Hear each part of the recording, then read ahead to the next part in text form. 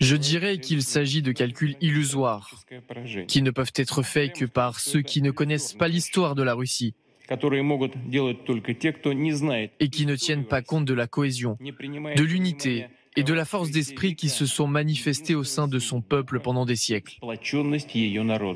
Bonjour chers amis, bienvenue sur la chaîne Monde Multipolaire. Dans cette vidéo, nous allons examiner les événements les plus significatifs des 48 dernières heures et même des dernières semaines. Nous avons beaucoup de mises à jour intéressantes à couvrir, alors plongeons directement dans le vif du sujet. Pour nous soutenir, abonnez-vous, commentez et likez la vidéo. Tout d'abord, concentrons-nous sur la ville de Selidov. Selon les informations recueillies et les événements signalés au cours de la nuit dernière, il semble que les Ukrainiens aient perdu le contrôle de cette ville. En d'autres termes, la ville de Selidov est tombée. Par exemple, un message publié le 26 octobre à 11 h du soir, heure ukrainienne, indiquait « Situation sur le front de Pavlivka, la bataille pour Selidov touche à sa fin ». L'armée russe a pris la majeure partie de la ville, l'armée ukrainienne se retranchant dans les dernières rues de l'ouest. Elle devrait totalement évacuer ces zones d'ici demain. Aujourd'hui, des sources pro-russes ont rapporté à 8 h du matin, heure ukrainienne, que le groupe central de troupes russes avait pris d'assaut la forteresse des forces armées ukrainiennes en direction de Kramatorsk et de Pavlivka. Les militants ukrainiens survivants ont principalement fui de l'autre côté de la rivière, vers Khirorivka, où l'artillerie continue de les viser. L'annonce officielle de la libération de la ville sera faite une fois le nettoyage et la consolidation terminés. Le village de Vuhledar serait également pratiquement sous contrôle russe. En résumé, il est clair que la ville de Selidov a été capturée par les Russes. Cette attaque a été menée avec une rapidité étonnante, témoignant d'une opération d'assaut efficace. Les Russes avaient amorcé leur offensive finale sur Selidov aux alentours du 8 octobre. D'ici la fin du 8 et le début du 10 octobre, ils avaient déjà consolidé leur position. Rappelons que les Russes ont progressé le long des chemins de fer dans le nord-est de la ville, ce qui annonçait la direction de leur offensive future vers Vuhledar, ainsi que la mine et la décharge de Karyshinka. Ces deux opérations étaient cruciales pour remporter la bataille de Selidov. Une fois le village de Vuhledar et la mine de Karyshinka sous contrôle russe, les Ukrainiens n'avaient probablement que quelques jours pour réagir avant que toute la ville ne soit capturée. Pour visualiser le déroulement des affrontements, les Russes avançaient depuis le sud en direction du nord-est, améliorant sans cesse leur position. Les Ukrainiens n'ont pas pu opposer de résistance significative aux forces armées russes. Ainsi, au 21 octobre, les Russes sont entrés dans la mine de Karyshinka. Le 22 octobre, la mine et la décharge étaient sous leur contrôle complet. À peu près au même moment, les Ukrainiens ont signalé que les Russes avaient atteint les abords sud-est du village de Vuhledar, coupant une route d'approvisionnement ukrainienne importante. Le 23 octobre, une première vidéo de la zone sud-est de Selidov est apparue, arborant le drapeau russe, confirmant ainsi le contrôle russe sur cette partie de la ville. Le 24 octobre, les mises à jour ont montré une progression marquée des Russes dans les directions sud, nord et est. Le 25 octobre, environ 50% de la ville était sous contrôle russe. Le 26 octobre, les Russes contrôlaient environ 70% de Soledar, avec de nombreux rapports confirmant cette avancée. Enfin, au matin du 27 octobre, les Russes avaient établi leur contrôle sur l'ensemble de la ville, forçant les Ukrainiens à se replier davantage vers l'ouest. Le seul élément publié par le site ukrainien est cette vidéo, dans laquelle on peut voir de nombreux Ukrainiens se déplacer rapidement à l'intérieur d'un véhicule blindé Max Pro ou quelque chose de similaire, en direction du village de Fova. Les Ukrainiens semblaient pressés, et dans cette vidéo, nous apercevons un conducteur ukrainien passer une mitrailleuse et un fusil à un soldat ukrainien. Ce dernier a alors commencé à attaquer les positions russes possibles le long de la route principale d'évacuation. C'est à ce moment que les Ukrainiens ont lancé leurs attaques contre d'éventuelles positions russes, et cette vidéo confirme qu'ils parvenaient à briser l'encerclement. Bien que certaines forces ukrainiennes aient réussi à s'échapper, la majorité des unités étaient coincées dans une chaudière.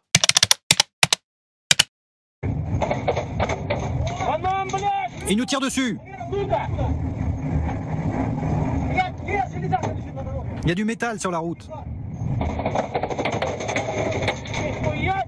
Merde! Il y en a un paquet. Valéra, regarde derrière. Il y en a un sacré nombre.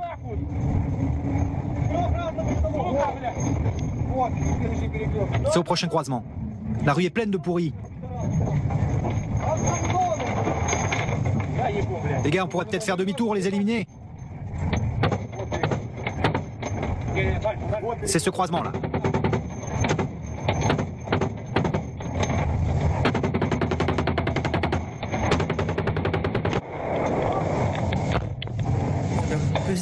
Voilà, la séquence très impressionnante à voir. Commentaire, Général Richoux, c'est vous l'homme de la chose militaire. D'abord, qu'est-ce qui se passe exactement? Quelles sont les consignes quand on est pris comme ça, au volant de voiture blindée? D'abord, c'est un véhicule blindé, donc ils sont au moins protégés, j'irais, contre les balles de 7,62, peut-être pas 12,7, hein, ça me paraît un peu pas épais, mais au moins contre le petit calibre et ce qu'on appelle la mitraille de champ de bataille. Alors quand vous êtes pris comme ça sous le feu de l'ennemi, à partir du moment où c'est ce genre de munitions contre lesquelles vous êtes protégé, les roues en général sont increvables ou elles crèvent, elles sont alvéolées, etc. Donc il faut le plus vite possible, il faut sortir de la zone, il faut tracer. C'est la règle, ça, il faut foncer. Il faut foncer parce qu'ils vont extrêmement vite, effectivement. Ceux qui ont, moi j'ai été dans les chars, vous savez, essayer de suivre une cible mobile qui roule à 50 ou 70 km/h, c'est très très difficile. Donc là, la seule chose à faire, c'est accélérer et sortir de la zone de feu. Mais ça, c'est une consigne générale. Je me rappelle Marou, le chauffeur de De Gaulle, qui l'attentat du Petit Clamart, qui dit, même avec tous les pneus crevés, il faut jamais s'arrêter. Les pneus crevés, ils continuent. Voilà, c'est tout à fait juste. C'est-à-dire que c'est ce qu'ils expliquent. Ils se font tirer dessus par des Russes avec des fusils, donc du calibre 7,62, et donc ils savent que les Russes ne vont pas les tuer, par exemple, immédiatement s'ils sont dans une embuscade, mais c'est une situation qui reste quand même délicate, et c'est pour ça qu'il faut se dépêcher pour pouvoir sortir le plus rapidement possible. Après, on le voit à la fin de la vidéo, il s'arrête parce qu'en fait, il y a une tourelle au-dessus avec un canon plus lourd pour pouvoir tirer sur les ennemis, et c'est pour ça que d'ailleurs le militaire avec la caméra à un moment ouvre la porte pour lui aussi rendre quelques coups aux Russes. C'est révélateur d'un terrain où vraiment on se bat pied à pied, ou en tout cas kilomètre par kilomètre. C'est vraiment une guerre que le général Richoux l'expliquait tout à l'heure. Il n'y a pas des avancées décisives de la Russie, mais il y a des avancées considérables pied à pied, petit à petit.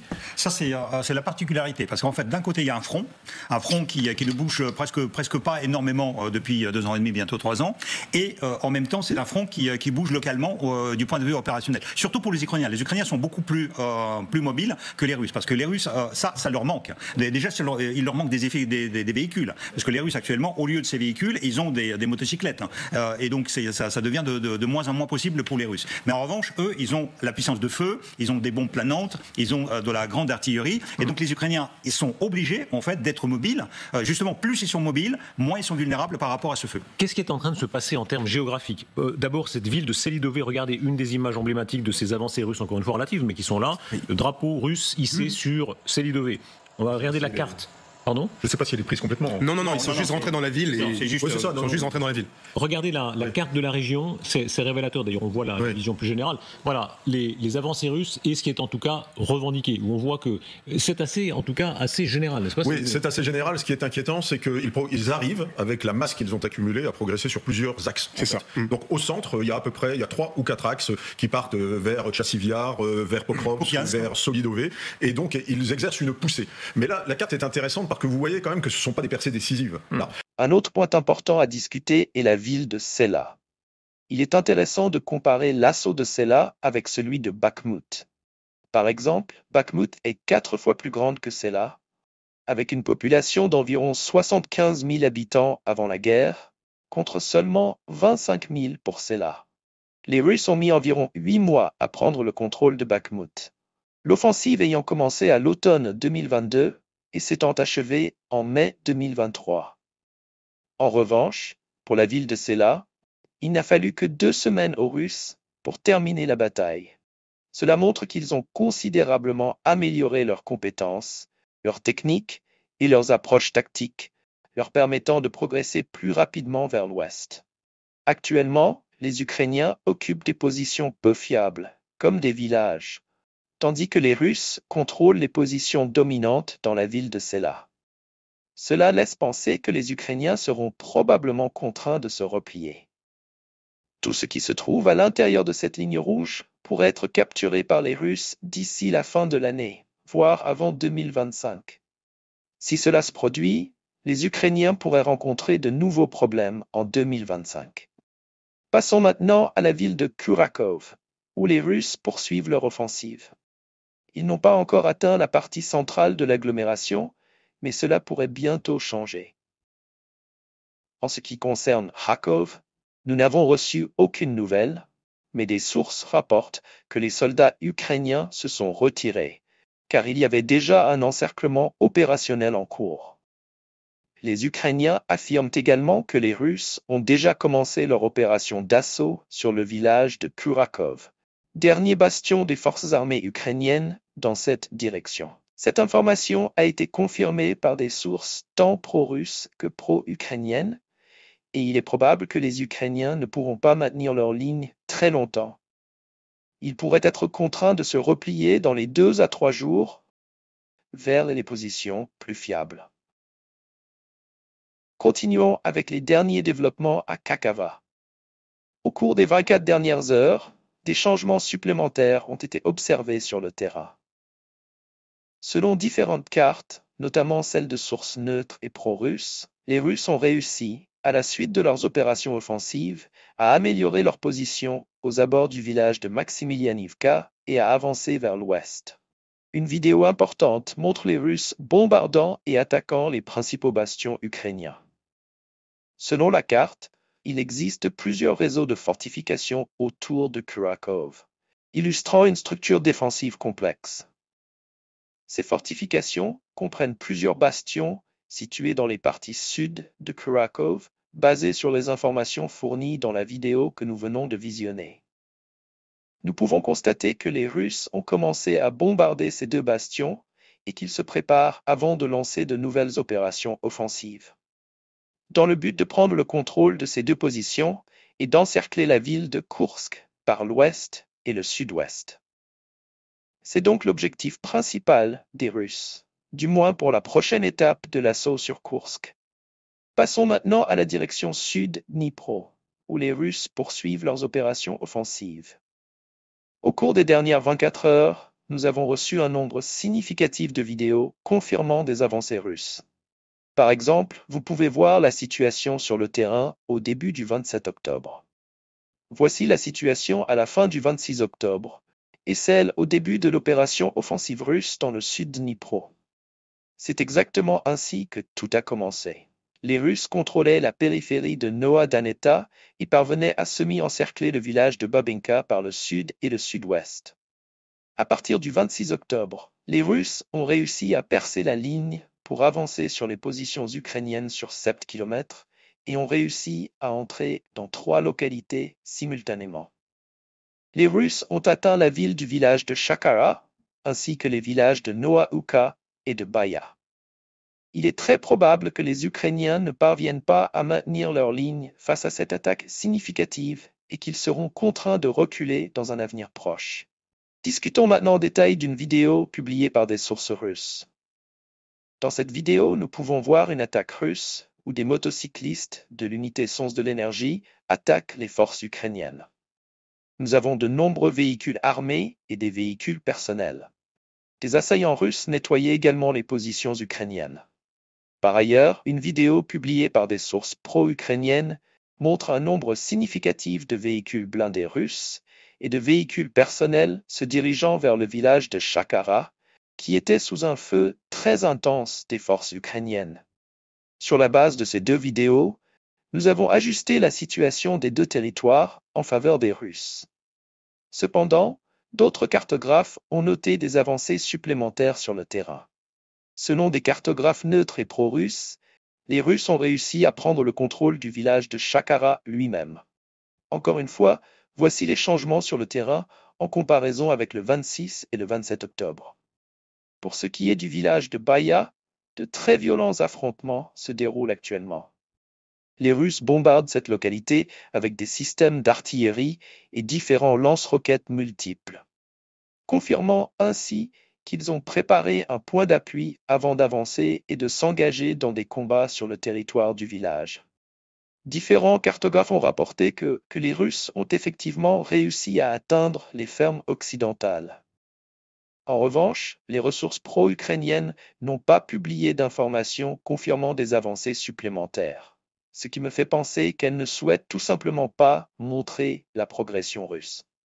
Car la situation est critique et elles veulent éviter de semer la panique. Nous voyons donc que la situation est très difficile.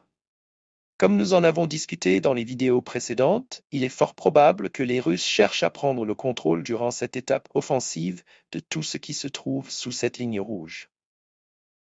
En résumé, nous pouvons observer la première forme du chaudron de Koursk qui sera probablement créée d'ici la fin de cette année. Ce qui contraindra les Ukrainiens à se retirer de la ville de Koursk dans la direction occidentale. Ensuite, les Russes pourront récupérer l'espace opérationnel et, par la suite, se déplacer dans n'importe quelle direction qui leur convient. Maintenant, parlons des avancées supplémentaires et des opérations offensives russes dans la direction nord de Kupiansk. Si vous vous souvenez, au cours des derniers jours, nous avons beaucoup parlé de la bataille autour du village de Vysh, également connu sous le nom de Sta. Les Ukrainiens ont renommé cette localité, et aujourd'hui, nous avons reçu une vidéo montrant comment des soldats russes ont réussi à hisser le drapeau sur une construction de communication dans la partie nord de la localité à l'aide d'un drone FPV. Le chef du Kremlin a prévenu, il est illusoire d'imaginer une défaite russe sur le champ de bataille. Propos prononcés où, bien évidemment, au sommet des BRICS à Kazan. Je dirais qu'il s'agit de calculs illusoires, qui ne peuvent être faits que par ceux qui ne connaissent pas l'histoire de la Russie et qui ne tiennent pas compte de la cohésion, de l'unité et de la force d'esprit qui se sont manifestées au sein de son peuple pendant des siècles. Colonel, tout lui donne raison, dynamique positive sur le front. On pourra en reparler de cette situation sur le front, notamment ce qui se passe à Tchavsiviar. Et puis regardez ce matin à la Douma, on en parlait tout à l'heure, ratification du traité entre les Nord-Coréens et la Russie, mais aussi on a voté contre une envolée des dépenses militaires de plus de 30%, ce qui fait d'ailleurs que ça va atteindre sur la période, je le lisais, 2025-2027 pour le budget, 130 milliards d'euros. Là, on a l'impression que tous les voyants sont rouges, je me trompe ou pas? Alors oui, je pense que du point de vue économique, je pense qu'aujourd'hui les Russes sont obligés de faire, ils sont obligés, de se protéger, je veux dire protéger l'économie du pays, etc. Ça c'est certain. Mais c'est vrai qu'aujourd'hui, la séquence qu'on vient de vivre là, elle est fondamentale pour Poutine à deux niveaux. D'abord, il affirme sa force, il affirme ce qu'il est. Et c'est vrai que sur le terrain aujourd'hui, les Ukrainiens n'ont pas tellement de motifs de satisfaction. Ils reculent progressivement. Au passage, il y a de moins en moins de pertes. Les Russes font extrêmement attention. Ils sont dans une forme d'économie des moyens. Il y a moins en moins de pertes russes. Ah oui, bien sûr. Ils avancent doucement. Donc mètre par mètre, et aujourd'hui les Ukrainiens, ils ont une vraie problématique d'effectifs, etc. C'est le premier point. Mais par contre, c'est le cadre qui est incroyable. Le cadre général dans lequel il s'exprime. Regardez, là, il est en train de parler avec les pays du BRICS, avec la moitié de la planète, pour faire court. Et on ne sait pas combien il y en aura dans quelques années. Aujourd'hui, ils sont 9 aujourd'hui. Mais demain, ils seront 30 ou 40. Donc vous avez une espèce de contre-pouvoir contre nous. Enfin, c'est le Sud global contre nous. Donc cette bipolarisation dont on parlait hier, elle s'exprime là. Et en fait, Poutine, vous rendez-vous compte, il dit très clairement que ça se passe bien pour lui et il n'y a pas de débat. Aujourd'hui, ça se passe bien, on le regarde. Effectivement, Poutine, à part Lula, qui n'est pas là et qui a envoyé un message considérant qu'il fallait faire baisser la pression, qu'il y ait moins de conflits, enfin en tout cas que ça se calme, c'est le seul qui a mis un message plutôt d'équilibre. Tous les autres, ils sont là en considérant que Poutine est dans son rôle d'expression ultime de la force de ce Sud global, qui a plein de choses à reprocher à cet Occident collectif représenté par l'OTAN. Donc on est vraiment dans une bascule extrêmement intéressante et politiquement, on verra dans les années qui viennent ce qui va se passer. Catherine, c'est vrai qu'on l'a connu plus mal que ça à d'autres périodes, mais là tout lui donne raison. Et je regardais toutes les victoires février, Avdiivka, bien évidemment début octobre, il y a eu Vuhledar, et là Tchavsiviar, on dit qu'au niveau superficie ça avance doucement. Néanmoins, il y a un canal qui est au sud de la ville où ils sont arrivés à le débloquer, qui ouvrait un peu une situation qui leur permet d'avancer. Là, visiblement, quand il dit illusoire, le mot peut-être fort, mais ça y ressemble un petit peu, non? Au cours des jours précédents, nous avons reçu de nombreuses mises à jour indiquant que les Russes avançaient dans cette direction, et nous constatons des changements sur le terrain. Voici la situation. Par exemple, le 26 octobre, nous avons reçu des rapports de cartographes neutres indiquant que les Russes ont amélioré leur position. Durant les jours précédents, de nombreuses ressources pro-russes ont évoqué de très violents affrontements dans la partie nord de la localité. Nous avons maintenant des confirmations de contrôle russe dans cette direction. Nous comprenons que la priorité principale des Russes est de prendre le contrôle des faubourgs sud du village de Kupiansk, c'est-à-dire tout ce qui se trouve à l'intérieur de cette ligne rouge. Si les Russes parviennent à le faire, cela représentera un risque très élevé pour les Ukrainiens dans ces zones, car ils pourraient se retrouver piégés dans un chaudron. C'est pourquoi il est probable que dans les jours à venir, les Ukrainiens soient contraints de se retirer de cette poche d'artillerie vers le village de Barova. Cela permettra aux Russes de maintenir la ligne de contact de combat depuis MFK jusqu'à ce village, puis d'avancer davantage dans la direction sud-ouest avec une attaque sur un large front. Passons maintenant à la direction de K, où nous avons reçu une vidéo confirmant que les Russes ont réussi à restaurer complètement leur contrôle sur la région de Glushkova. Cette vidéo a probablement été publiée hier ou ce matin, et on y voit des Ukrainiens tentant de percer à nouveau la frontière gouvernementale entre la Russie et l'Ukraine. Cependant, cette tentative a échoué. Lors de leur précédente tentative, qui avait lieu il y a environ 2 ou 3 semaines, les Ukrainiens avaient eu un certain succès. Mais après cela, les Russes ont contre-attaqué, forçant les Ukrainiens à se retirer. Maintenant, ils ont fait une deuxième tentative de percer la frontière, mais l'attaque a échoué. Les Russes ont réussi à repousser les Ukrainiens et à les contraindre à un repli complet. Sur la base de cette vidéo, nous avons ajusté la région de Glushkova complètement en faveur des Russes.